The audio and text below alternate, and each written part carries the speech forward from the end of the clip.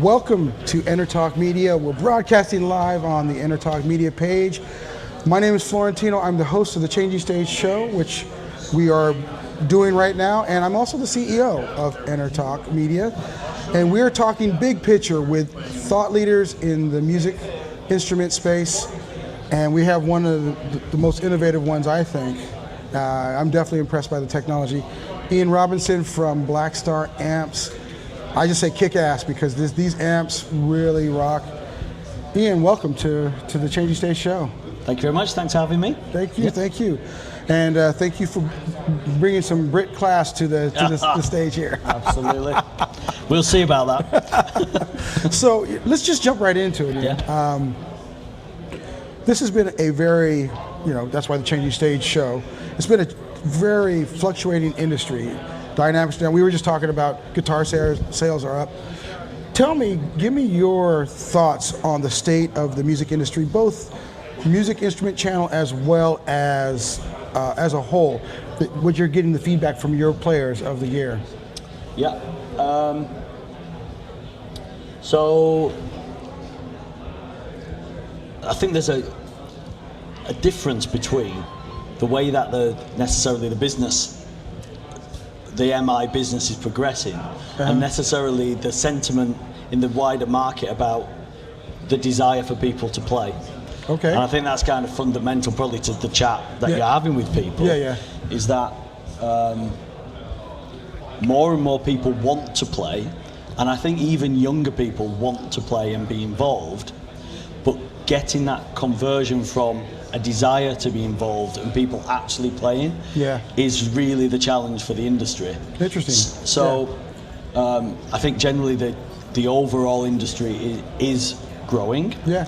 My little part of it, which is guitar amplifiers, which is associated with guitars, that has been difficult since really the economic crash. Yeah. Since Blackstar launched, it's been a difficult market. Yeah. But that's starting to come better, and more people are playing guitar right now. Why do you think that is?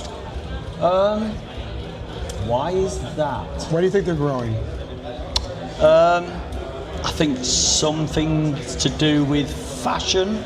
I think that there's been a balance between, over the last 10 years, acoustic sales have really been strong.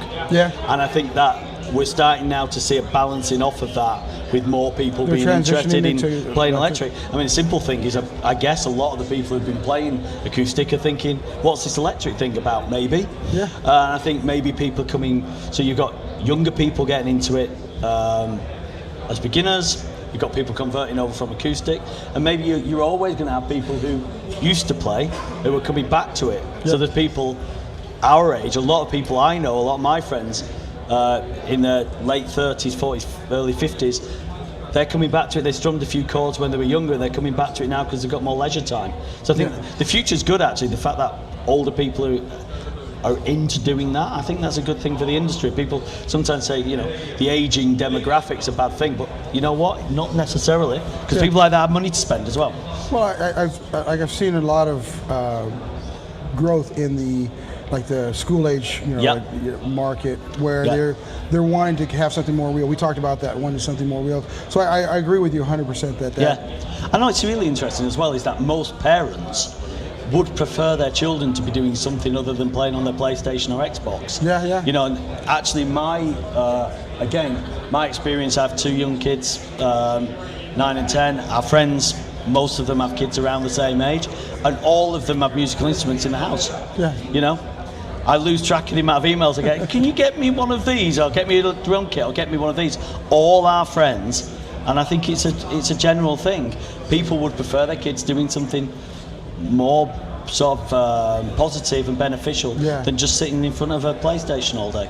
One of the things, though, I'd like to see personally is more engagement with players. I think you and I growing up playing music, we didn't have YouTube, so we couldn't just go look on how do you play that song. Yeah. So the fact that they're doing that is great, but it's a challenge in itself that they're not engaging one another. They're engaging a one-directional type of piece of content. So that is a challenging thing. I think. we're trying to figure out the answers, and that's one of the things that we were hoping. I mean, we're not going to do this on a show or even a series of shows, but we're hoping to gauge people. Do you know what's really interesting? I'm a member of the board of the MIA, which is Music Industry Association in the UK, and from time to time, every few years, we engage and talk about our mission statement for the next period. And we were discussing recently about the responsibility of the industry to bring more players to the market and to promote more players. You know, there's a school of thought that is maybe the number one KPI for an organisation like MIA or NAMM would be how many musicians there are within the population who are actively engaged. You know, and the debate. There's only 150,000 professional musicians in the United States. With all the music, there's 100,000 people here, but there's only 150,000 people in the whole United States that play. That are professionals, the U.S. Census. So mate, you know, and every year, so this is really interesting. Some studies that have been done in the UK about the number of people who aspire to play is higher than ever. You know, you're talking about 75 to 80% of the population want to play an instrument. Now, the amount of people who actually take up an instrument is much lower, and the amount that continue to play is lower still. I do feel that it is part of the industry's responsibility to coordinate to make that happen. And some companies, you know, like Fender do with Play, for instance, you know, all of us try our, you know, do our bit towards that, but it's quite disparate. Everybody's doing different stuff, and I think the industry getting more coordinated on this stuff is really, really important. And that's a great segue, because Blackstar does so much for the industry. Specifically, what are you guys doing right now to help grow the industry and get them aware of what Blackstar can do?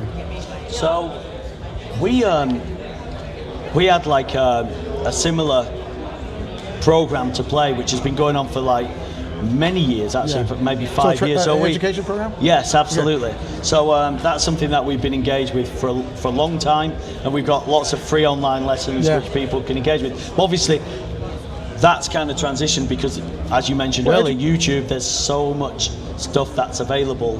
It is, but I think the challenge, I think, is it's usually kind of peer-to-peer, unless you get like I can't remember the bass player, Scott. He's doing great things, and there's other innovators that way. I had Don Lombardi from DW on earlier, and he's doing some very cool things from an education standpoint. And I think it's very much in line. It all starts with education. Yeah, absolutely. And it's very different in the UK than in the US in some regards. Historically in the UK, music has been taught as a curriculum piece. I don't know in the US how that is, but everybody learned an instrument up until about 10 years ago. About 10 years ago, they started taking out of schools, and you had to go out and do it yourself. So for the kids that didn't have the money, they couldn't do it. So that's a blessing that we have YouTube.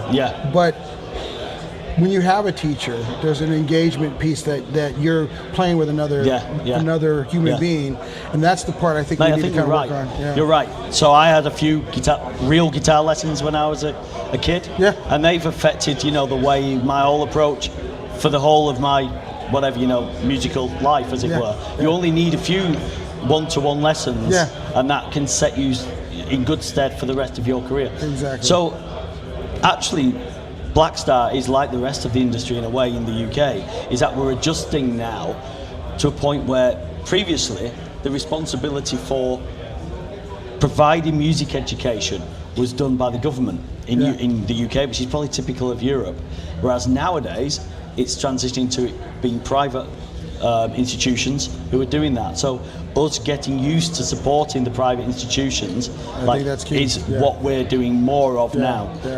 And also something that the musical MIA does, which is really cool, is they have a charity called Music for All. I don't know if you've heard about this. I haven't yet. No. So it's the charitable arm of the MIA, and they supply musical instruments to underprivileged children. And they do a huge amount, tens of thousands of instruments are distributed out into the market for people who would just not have an opportunity to do that, and that's something that Blackstar supports. But to tell you the truth, I think what's being done is just is only a small step. Yeah, it's just a tip on the iceberg. Absolutely. So. And to tell you the truth, one thing is doing it for underprivileged kids, but actually, all kids, I think, kind of deserve that opportunity to be involved in music because it has so many benefits. And I think that's something that we'd like to get the industry more coordinated on doing. Something we are actively involved with at the moment. That is awesome. Well, we've got a little bit of time left. Let's talk a little bit about what you guys are doing here right now. We're at the NAMM 2020, so Blackstar always has an innovation to help power the industry. Tell us about that innovation. So my background is an electronic engineer. The company was founded by 4 like-minded product guys. So that's jammed out. Yeah, that's what we do. It's kind of intrinsic to what we do. We do have a mission statement that says we provide innovative products that inspire people. So it's kind of what we are about. You're right. We're constantly in the UK. We have a large-ish for our size R&D team. Never enough engineers, but we've got lots of engineers in the UK. And I think we're constantly looking at new ways to make the playing experience more creative. To be honest with you, I think it's interesting as a business. Over 12 years, in the early days, we had 3-4 years of no products in the market, no product line to look after. Wow. So we were very innovative in the early days because we had 4 years basically in my garage, blue sky thinking, let's say.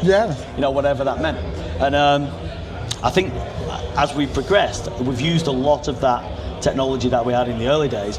And now I think this is the same for most companies in our industry, the established companies, is getting the balance between maintaining the product offering that we have and spending the time within R&D to do the real blue sky things. Because the blue sky stuff is the stuff that we're really passionate about. That's the stuff we know we should be doing. But maintaining the product catalog is always a challenge. Now, when you're doing the blue sky stuff, how much are you bringing in the voice of the musicians, whether they're the top players or the guys who are just starting out? Are you engaging them in that process a lot? That's really interesting. So a starting point is that out of the 43 people who work for Blackstar, probably 35 are guitar players. So Lauren being one of them. Absolutely. And a very, very diverse range of styles and ages and demographics, all that. So we have a really good pool of ideas and people to bounce ideas off. Also, through our distributors, retailers, we have more opinions that we can go out to and talk about what would be interesting. I think it's quite interesting, again, something that we're trying to do more of is what you're talking about, is talking to actual players and watching actual players use their equipment. It sounds really obvious for a product development company that we would watch our guitarists use amps and go, well, maybe if they didn't have to do that and they could do this, then there's a new idea. But actually, we don't spend as much time as we should, and that's something we want to do more of. So I have more sort of kind of focus group activity, but it's not quite as formal as that. And also including end users in the whole development cycle, from initial market research through to literally post-production, is something that we do, but we need to do more of. And I think that's something that's across the board for the music industry. We've gotten used to being and playing with the people in our circle. That the internet and technology is allowing us the ability to go out into the world and speak to them. So, mate, do you know? I think the most important thing in a way about all that is, from a guitar and guitar amp point of view and stuff, is to be frank, the sounds that people use and the products that we use are fundamentally the same as they've been for the last 60 years. In fact, people want that sound back then now. And our mission really is to try and give people new ways of using a guitar to make music. And I think that's where maybe that's where we should all be focusing on, because I find slightly controversially, but you know, if I see there's a lot of young kids learning to play guitar, a lot of them are learning to play a blues style pentatonic with the same guitar sound as people were doing 30 years ago, which is cool and great. But also, I'd love them to be thinking about when I was growing up as a player. A lot of the conversation was around innovation in playing as well, playing styles, trying different stuff. All the prog stuff that came out of the list sound like those guys did 30 years ago. And I think, again, as an industry, that's something I'd like Blackstar to be a bit more maverick about and say, don't just try and be what you heard 30 years ago. Let's try and create something new. I think that's great, because right now with YouTube, the big, you know, if you're not Bruno Mars or somebody of that stature, the people that are getting a lot of play on YouTube, millions of plays, usually doing somebody else's songs. The original that they put out doesn't get that million views if they're what they call an influencer, right? So I think that's important. I think as an industry, it'd be great for us to kind of help empower that. I know we only have like a minute left. Last thought, what do you want to share with the viewing audience about Blackstar and what you guys are doing here? So obviously we'll launch some great products. There's a lot more to come. We're focusing more and more on this blue sky stuff. We're really fortunate that we have both the analog and digital side covered. And I think especially on the digital side, we're limited only by our own imagination as a company with what we can do. So I'd like to think that over the next 3 to 5 years, you'll see more products come from us that are a bit more left field, and maybe us to start to take more risks again. Because I think we owe it, all of us owe it to the industry to try and renew and not just keep on doing the same stuff. So that's what we're about, and that's what my mission is with the business.